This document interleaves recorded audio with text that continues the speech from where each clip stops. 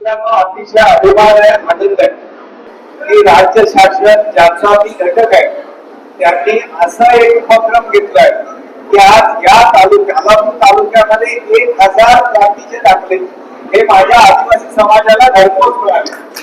बिलकुल अभिमानाने गर्व आहे. या छत्रपतींच्या नावाने ही योजना चालू झाली आणि छत्रपतींचा आदर्श ठेवून जे राज्यकारभार चालू आहे त्या राज्यकारभाराचा एक भाग म्हणजे समाजातील शेवटच्या माणसाला ज्या ज्या सुविधा मिळायला पाहिजे त्या घरपोच मिळत आहेत. त्यानंतर हे आदिवासी दाखल्या करतात तहसीलदार ऑफिस, त्याच्यानंतर त्याच्या 4-5 टेपा घातल्याशिवाय कोणाला हा दाखला मिळत नव्हता. हा दाखला आज तुम्ही घरपोच 1000 दाखले तुम्ही इथे देताय. ज्यांना मिळाले नाही त्यांना घरपोच करताय.